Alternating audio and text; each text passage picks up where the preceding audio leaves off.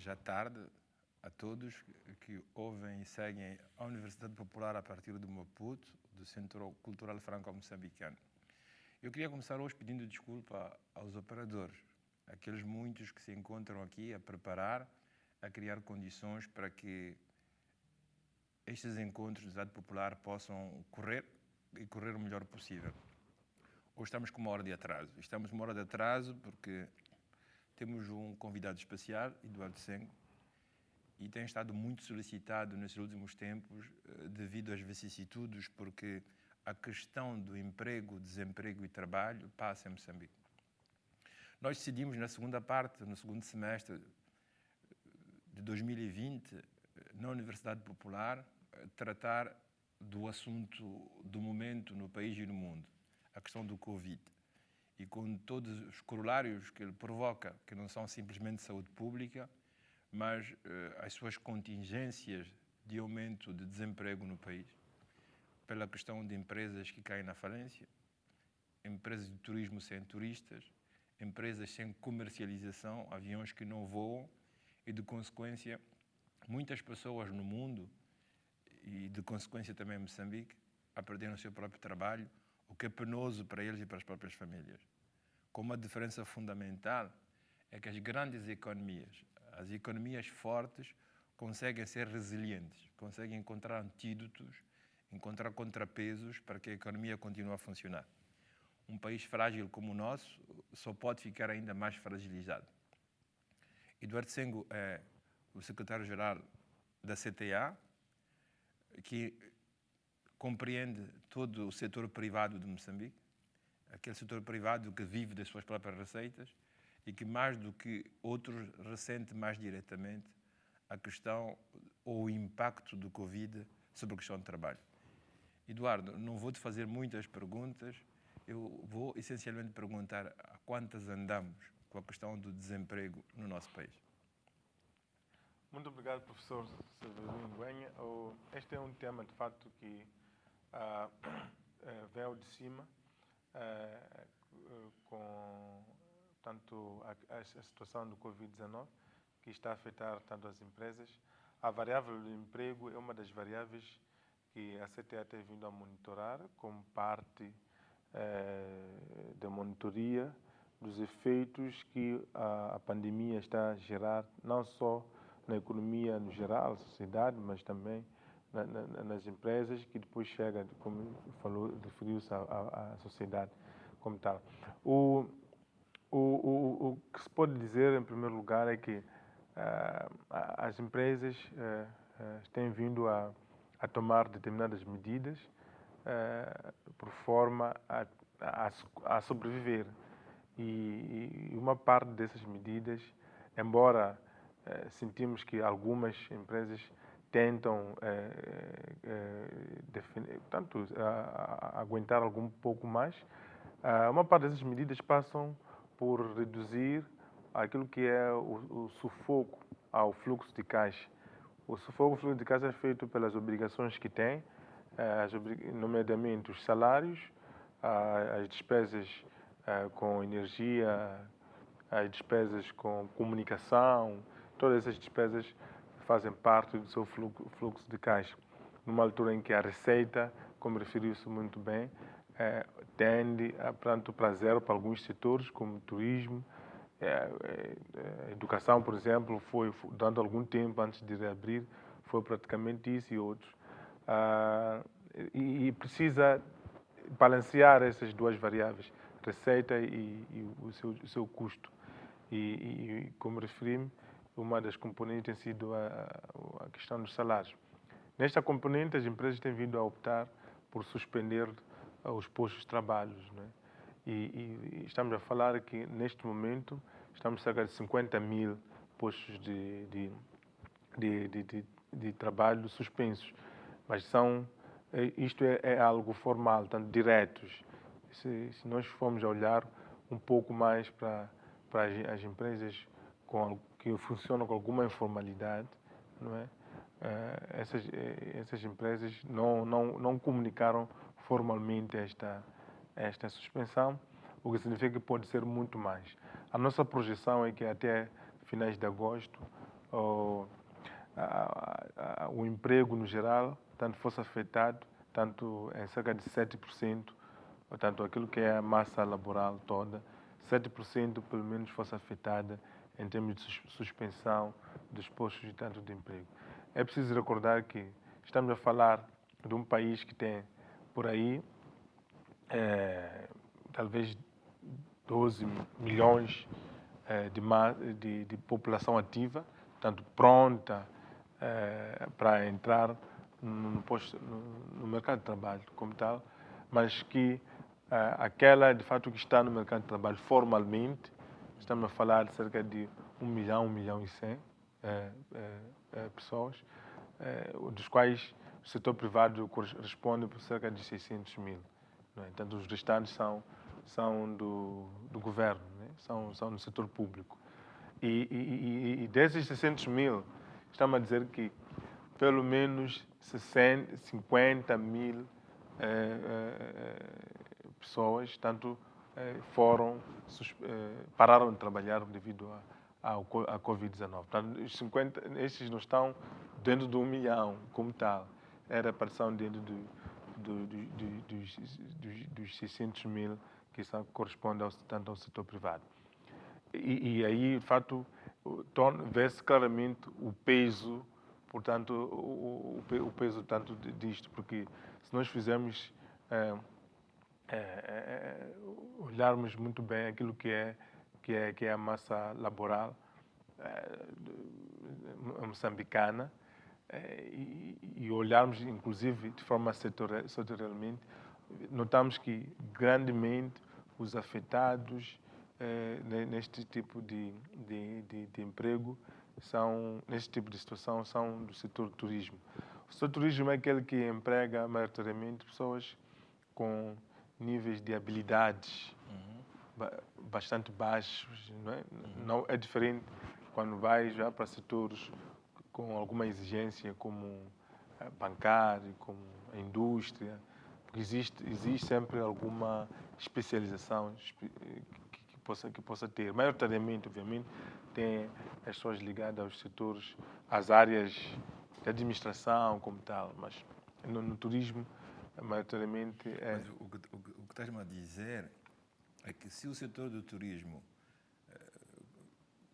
normalmente emprega as pessoas com a formação mais baixa, são também as pessoas, vamos chamar assim, mais pobres, ou com menos condições em termos de país. Exatamente. Então, se temos 50 mil pessoas que perdem trabalho no setor do turismo, e que significa 50 mil famílias muitas vezes, quer dizer um aumento exponencial em termos de pobreza. Sem dúvida, sem dúvida. Sem dúvida. Como referiu-se bem, 50 mil é a pessoa que trabalha. Então, são 50 mil famílias. E se multiplicarmos, dizemos, ok, cada família tem em média 4 ou 5 pessoas, vamos dizer 50 mil vezes 5. Então, estamos a dizer 250 mil pessoas afetadas por causa da situação do Covid. Então, olhando o seu agregado familiar. Portanto, não se resume. Se eu fizer essa pergunta, uma direcionada às empresas e outra ao mundo de trabalho, eu faria as perguntas seguintes. Quando tu dizes, por exemplo, que grandes encargos, grandes pesos para as empresas são o salário, são os impostos, são os pagamentos de água, de eletricidade e outros serviços, e quando a gente consegue fazer isso, consegue, vamos dizer assim, ter uma certa estabilidade que nos permita funcionar. No setor do turismo, quando a gente olha para a província de Inhambane, onde praticamente tudo está fechado, não há ninguém. As pessoas não vêm porque boa parte vinha da África do Sul, as pessoas de Moçambique, que seja do centro, do norte ou do sul, por questões de prevenção e distância social, essas empresas, mesmo que não tenham trabalhadores, mesmo que diminuam os impostos ou encargos em termos de água e luz, quer dizer, encontram-se numa situação extremamente complicada. Sim, portanto, aqui a abordagem relativamente a esses custos sempre foi na perspectiva de que Covid-19 é uma coisa passageira.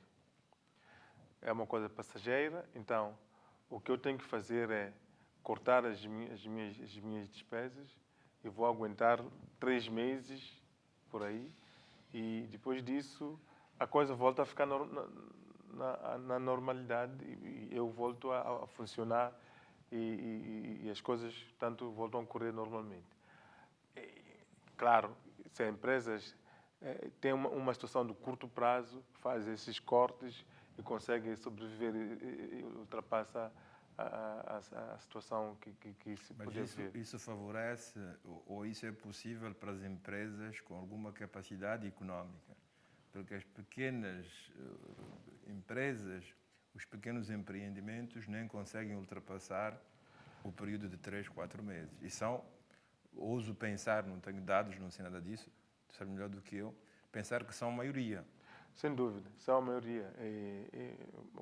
Tanto, quando me referia a isso, era que, mesmo as grandes, neste momento já estão com dificuldades maiores. Por isso que a taxa de crescimento desses números vai ser maior ainda, porque estão numa situação em que já se aperceberam que isto não é passageiro. Portanto, não é passageiro.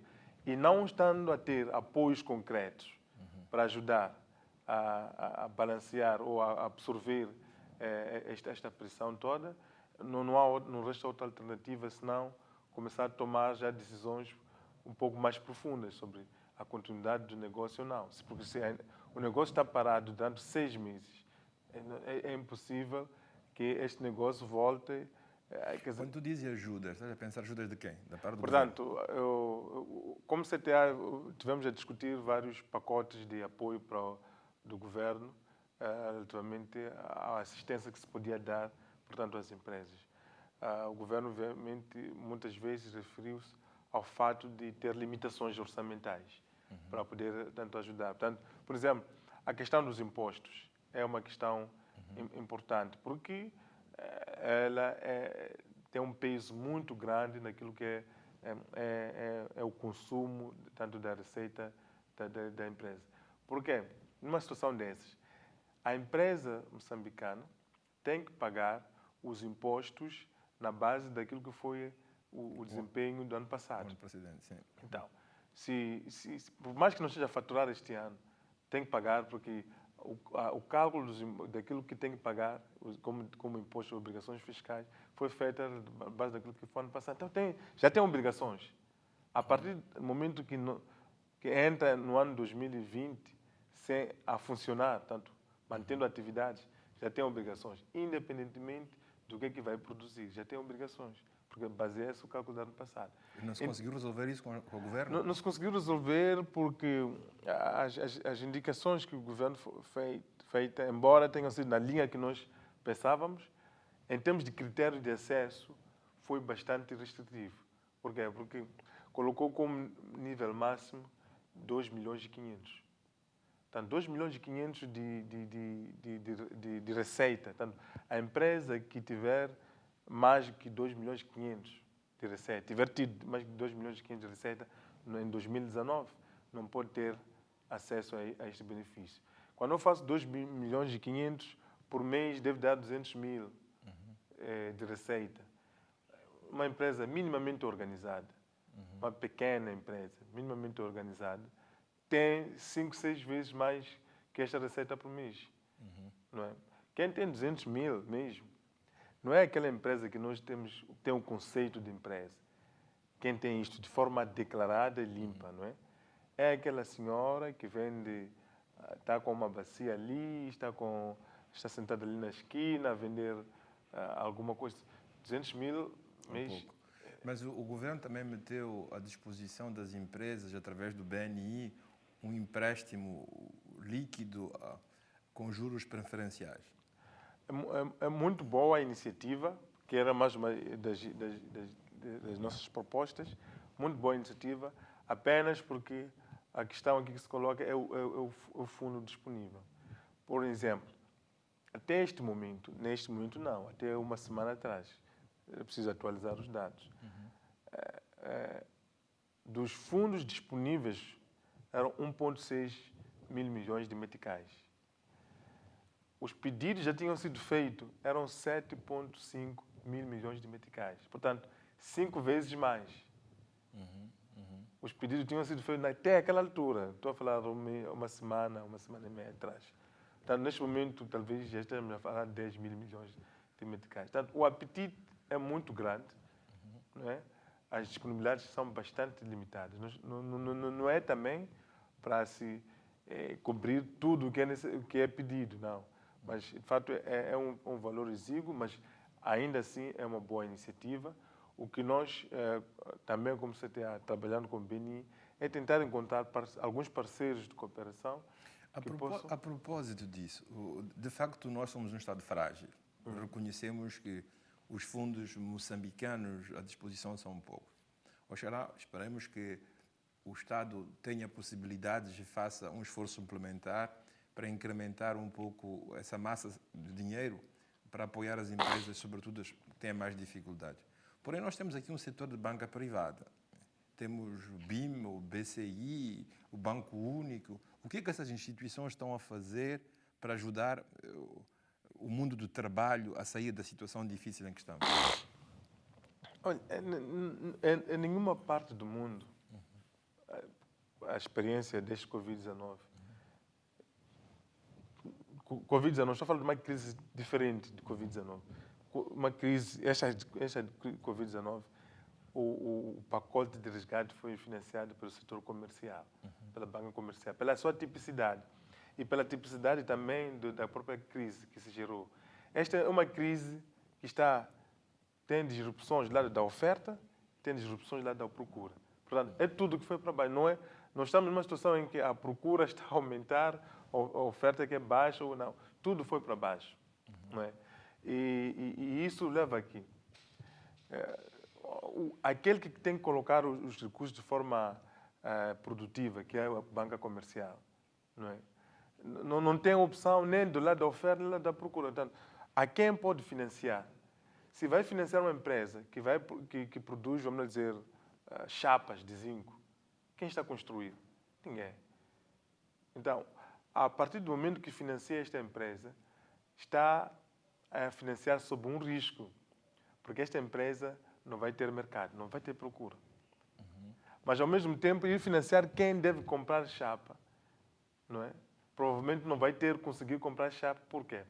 Porque as empresas que produzem a chapa não estão a produzir devido a questões de restrições que foram colocadas, devido à questão de acesso da matéria-prima. Eu vou dar um exemplo. O exemplo concreto, só desculpa, o exemplo concreto disso é do cimento, que deu este barulho todo que todos acompanhamos. Aquilo é simples e sinal de que, apesar de tudo, as cimenteiras não estão a conseguir produzir. Baixaram cerca de 40%, 50% do seu nível de produção, porque tem que reduzir o número de pessoas dentro do seu estabelecimento, tanto baixa a produção, porque não consegue importar a sua matéria-prima, porque na África do Sul ou na Índia, ou seja, lá onde for, também não estão a produzir, estão parados. Enfim, uma série de aspectos. O meu problema é... E aí, desculpa, insere o risco para quem coloca o dinheiro. Né?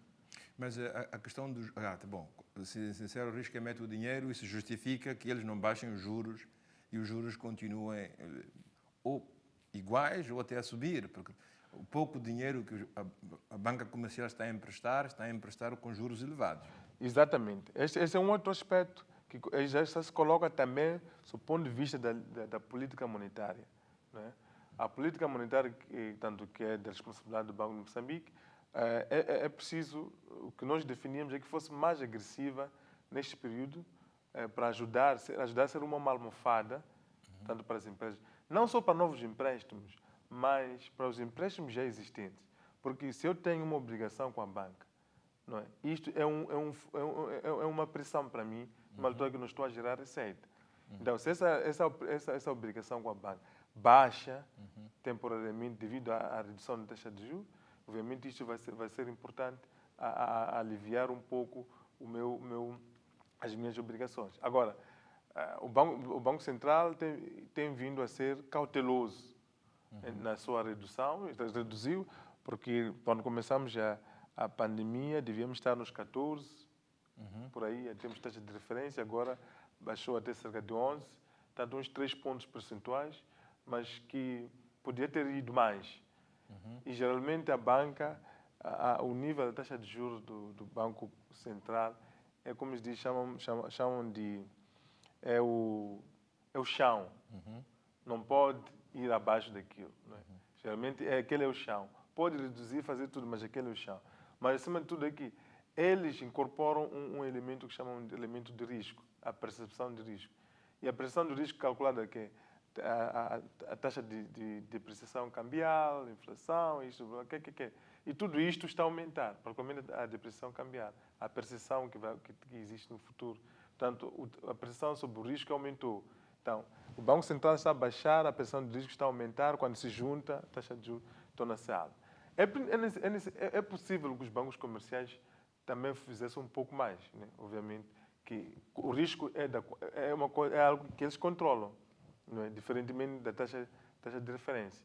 E o outro aspecto que nós olhamos isso é que o próprio Banco Central deve olhar, por exemplo, criou uma linha de financiamento para importações de 500 milhões de dólares. Para financiar as importações. Obviamente que essa linha quase não funcionou, porque ninguém aderiu devido às condições que estavam lá da própria linha. Nós já queríamos uma coisa destas, também metical, para apoiar. Porque, como eu disse, em qualquer parte do mundo, o que ajudou não foi a banca comercial. São esses fundos concessionais que vêm do Estado, vêm dos parceiros de cooperação, vêm dos bancos de desenvolvimento. E também, no futuro, é uma lição aprendida. Nós temos o nosso BNI praticamente descapitalizado. Não é? E o BNI, neste momento, é o momento em que devia aparecer a ser mais ativo, a resgatar a economia.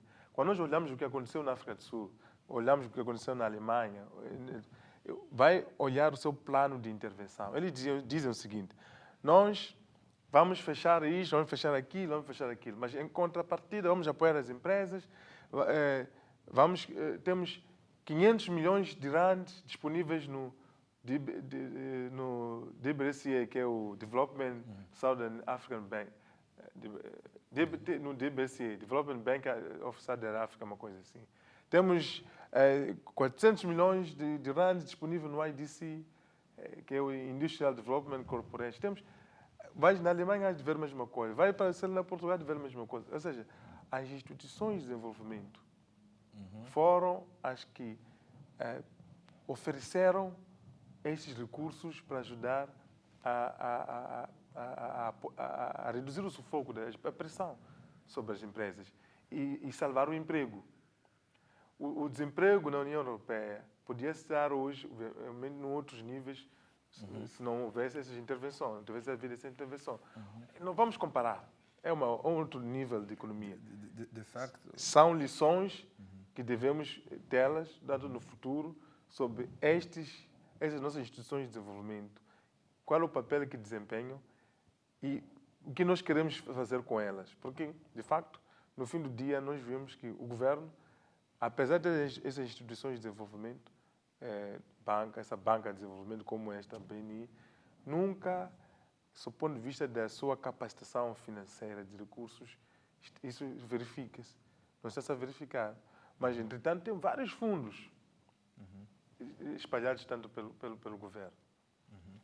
Olha, de facto, a fragilização do nosso país é extremo.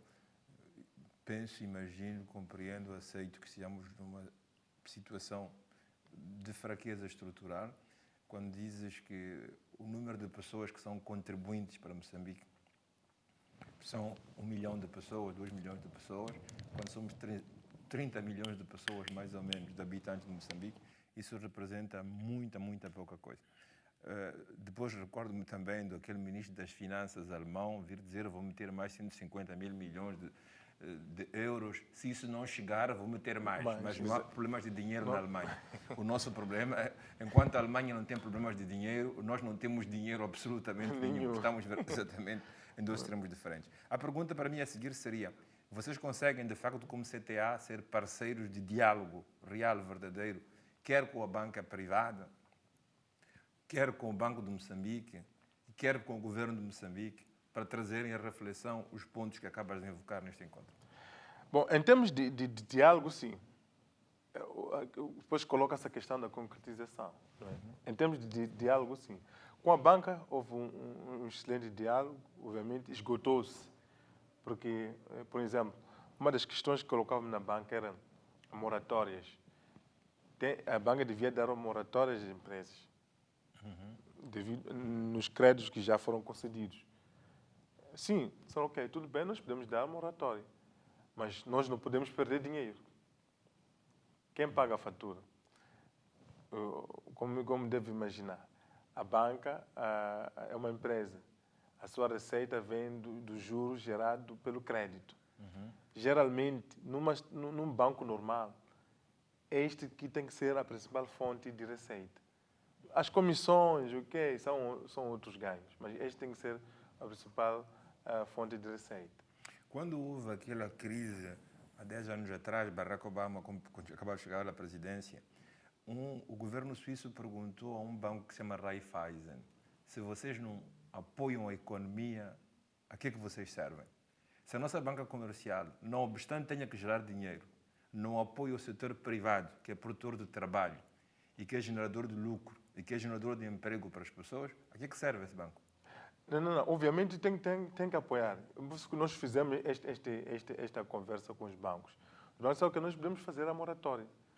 Podemos fazer a moratória. Aliás, o Banco Central também aprovou uma medida que ajudou os bancos comerciais a poderem fazer as moratórias, que foi não obrigar à criação de provisões.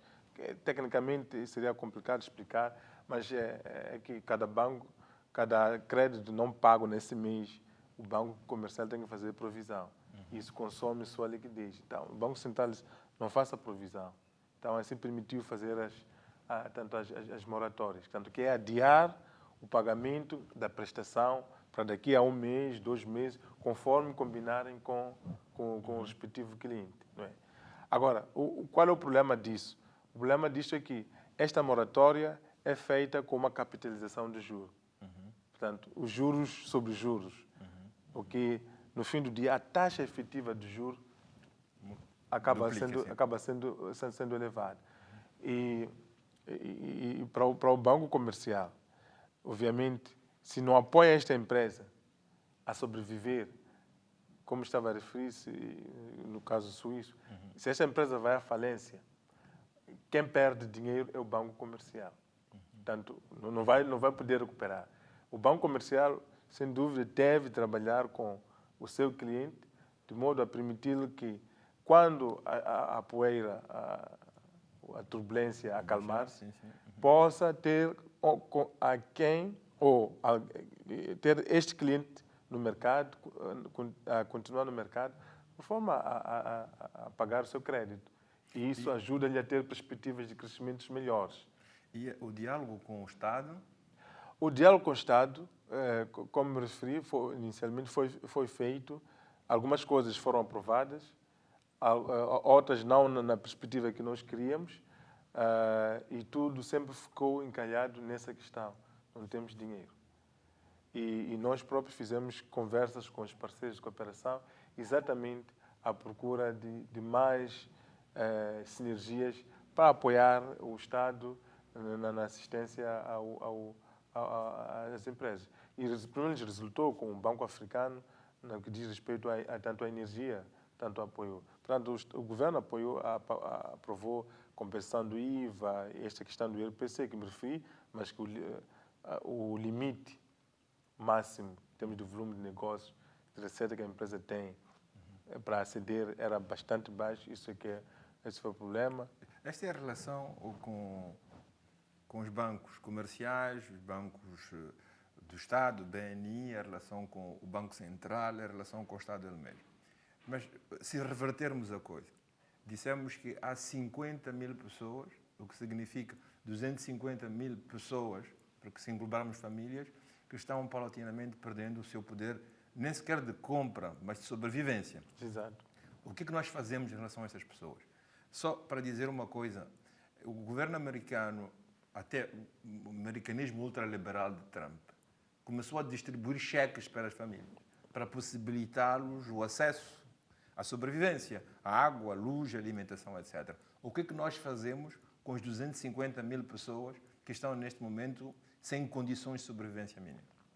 Bom, é aí onde tanto o papel dos parceiros de cooperação também deve ser colocado em cena.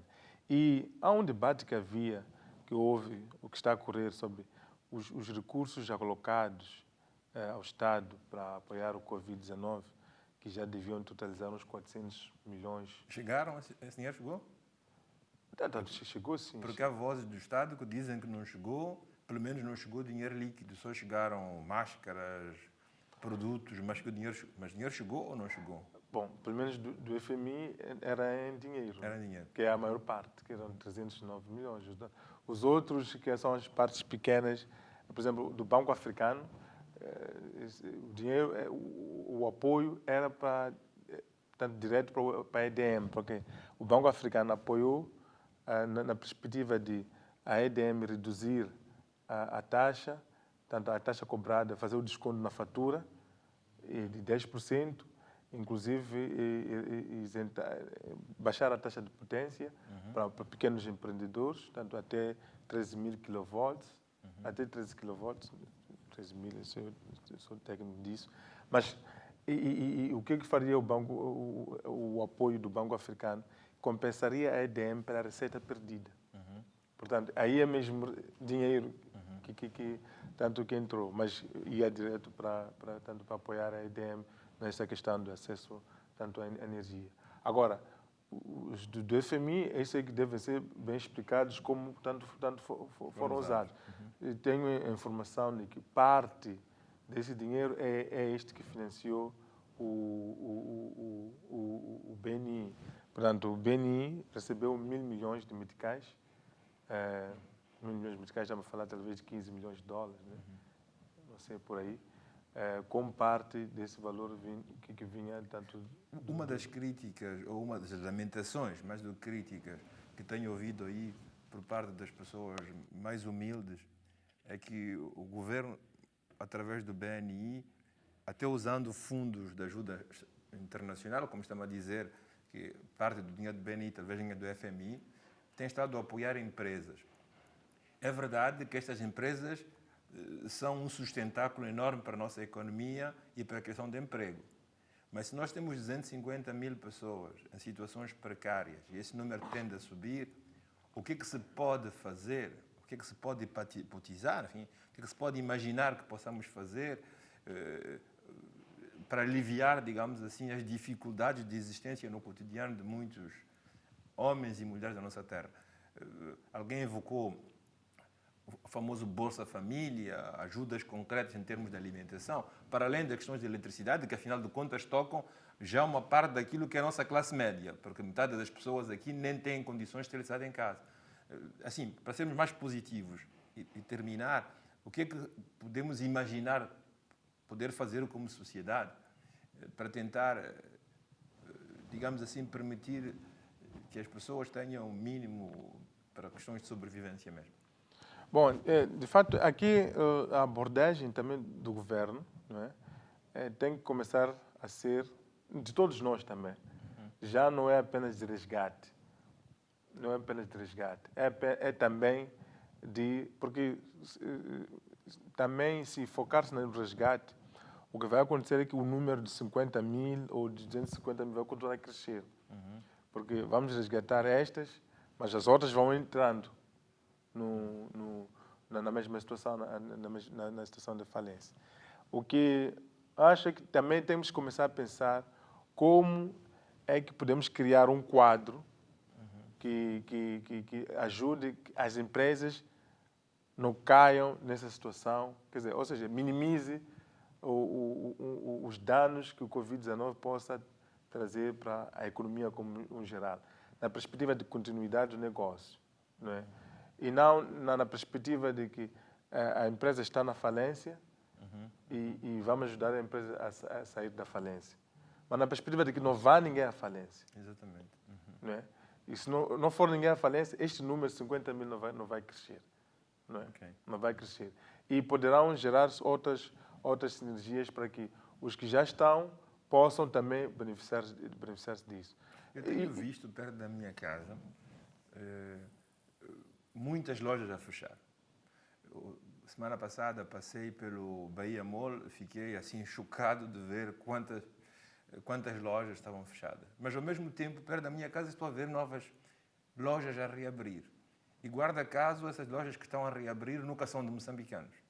Não existe o perigo que, com o nosso fraco poder de compra, com as nossas poucas economias, percamos praticamente um pouco de moçambicanidade na economia ainda existente a favor de pessoas e grupos que provêm do exterior? Bom, essa questão tem que ser parte de uma política, não é?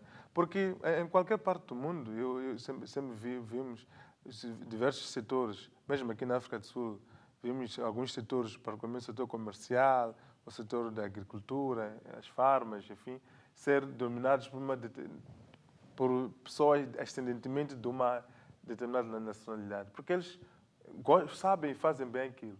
O que nós temos que fazer é tentar criar uma política de empoderamento dos nacionais. Se nós fizermos isso, obviamente que tanto vai ser difícil. Isso não se faz com palavras, como se diz, com ideias apenas. Faz-se tanto com ações. Por exemplo, nós estamos vindo a ver a nossa indústria todos os dias a ficar minguada, portanto, a cair. A cair. Mesmo com o Covid-19, a nossa indústria está a cair. Está a cair. E a questão que se coloca é por que está a cair? Foram verificar, basicamente por causa das importações. Porque os setores que cresceram muito, que têm vindo a crescer muito, são os setores comerciais. Setores de importa, vem vender, exporta, vem vender, exporta, vem vender. Tanto essas lojas que vai verificar, são produtos não nacionais. Nós temos de definir alguns produtos que são verdadeiramente nossos. Não vão ser todos, uns 4, 5, que nós achamos que não, esses, nas prateleiras, é que devem ser nossos. Por exemplo, por que mesmo água? Sabemos que temos potencialidade de fazer água que não acaba. Com pequena tecnologia podemos fazer isso. Então vamos empoderar isto. Vamos empoderar por quê? Porque é preciso fazer em grande escala e com qualidade. Os empresários estão a fazer, mas é preciso melhorar a sua qualidade e fazer em grande escala. Então, desculpa só terminando aí, é que a partir daí é dessa forma que começa a ter a ascendência de empresários moçambicanos a dominar um pouco, pelo menos alguns subsetores, tanto no mercado, e não termos tendência de ser totalmente substituídos. Não é para ser nacionalistas, mas é para ser, como se diz, pensar no crescimento estrutural da economia. Um pouco de nacionalismo não faz mal. Não faz mal. Pode ser um pouco nacionalista, todos o são, e quando não são, em algum momento, em algum sítio estão errados. E a indústria é que tem essa capacidade de multiplicar o emprego que pode surgir no setor primário, seja extrativo, ou onde se tira água, ou então agricultura, tanto como tal. Então, você vê o programa da STV da Mozigro, que é um programa extraordinário, é muito bom levar-nos a questões da agricultura. 99% das pessoas, estou a exagerar nos números, que vêm ali como pessoas com sucesso na agricultura e que ditam a lei daquilo que tem que ser a alimentação de moçambicanos, não são moçambicanos. Isso é uma Mas sabe por quê? É uma anomalia grande. Sabe por quê? Diga. Por quê? São alguns aspectos essenciais. O primeiro aspecto tocou uma questão essencial. O primeiro aspecto é que a tecnologia, o acesso ao mercado, não é?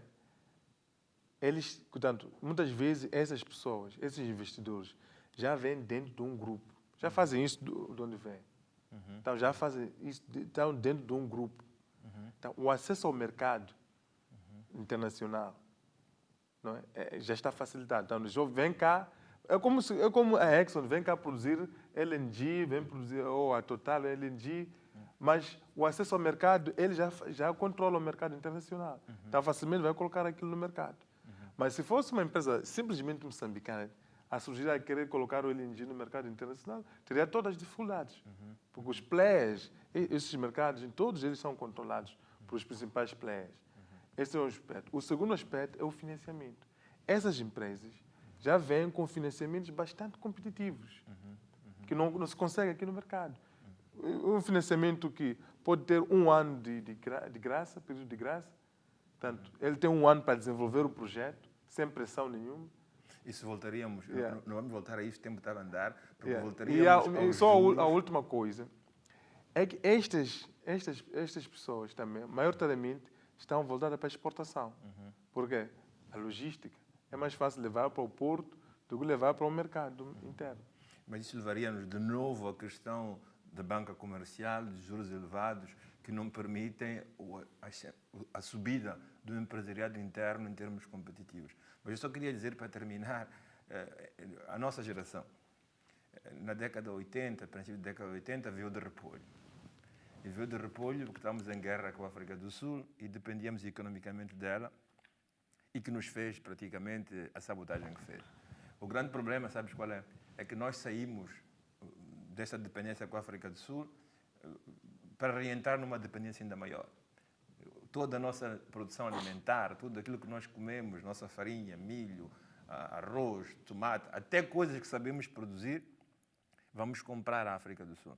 E hoje que a fronteira está fechada, ressentimos isso de uma maneira muito grande. Uma das lições que tínhamos que aprender é que a primeira segurança de um país é a segurança alimentar. E é preciso garantir que a segurança alimentar seja para todos os moçambicanos a preços baixos e competitivos para podermos levar o pouco que nos resta a investir noutros setores da vida e da sociedade.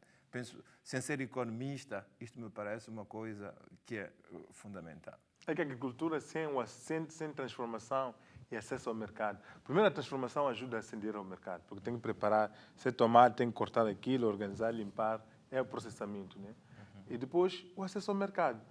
Veja uma coisa, nós temos produtos aqui agrícolas que saem daqui, vegetais, tudo isso, vão para a África do Sul, depois voltam para o nosso mercado. Mas sabe por que isso acontece? Porque os donos das maiores cadeias de comercialização aqui de produtos são sul-africanos. Então, a única forma de eu conseguir colocar meu produto lá é mandar para a África do Sul. Não é? Então, mas não é por acaso que o governo sul-africano apoia esses grupos. Se perguntar como é que surgiu o Bahia Mole, foi o financiamento sul-africano. É uma instituição de desenvolvimento, não um banco comercial. É uma instituição de desenvolvimento que financiou. Se perguntar como surgiu vamos dizer, o hospital privado, é sul-africano. Exatamente porque estão a exportar tecnologia, estão a expandir os seus serviços para Moçambique. Se perguntar como surgiu esses outros supermercados Shoprite, já nem falo, né? Que já tem toda a marca e tudo isso. Mas, para voltar a uma questão seguinte, nós vamos discutir a questão da banca comercial. A nossa banca comercial não tem capacidade para fazer investimentos estruturais na economia. Não tem. Por mais que tenham vontade, não tem. Os recursos que eles conseguem mobilizar não são suficientes. Mesmo os projetos mais atrativos que podem surgir, 100 milhões de dólares, já vimos, tem que fazer sindicato. Os bancos têm que se juntar, não é? Para poderem entrar nesse tipo de projetos. E como não tem esse nível de recursos tão largo, não podem apostar 10 milhões de dólares, 5 milhões de dólares num camponês qualquer. Porque sabem que tudo que ele tem, é meter todos os ovos na mesma cesta. Quando falo isso, não é porque é isso que tem, mas estou a dar exemplo. Né? Se aquele camponês não paga este camponês, aquele agricultor não paga este crédito, o banco todo foi embora. Não é? Então, esse é um aspecto. O segundo é que a banca comercial, nem na África do Sul, nem na Alemanha, nem em Portugal, nem onde for, não foram os que fizeram o desenvolvimento. Não é? É preciso que essas áreas sejam financiadas por fundos como do BNI, entre outros. E tal. Aí está o Sustenta, é uma boa iniciativa. Poderia ser um BNI a fazer a mesma coisa, se tiver os mesmos recursos, mas aquilo que está a fazer, mais ou menos, ou a ideia, não é a ideia, mais ou menos, de Sustenta. Bom, obviamente que depois a banca comercial começa a crescer, explorando os resultados desses investimentos, que aí começa a investir, os riscos são bastante, mais ou menos controlados, tudo. O Banco Comercial tem um papel essencial a fazer, mas não vai fazer sozinho.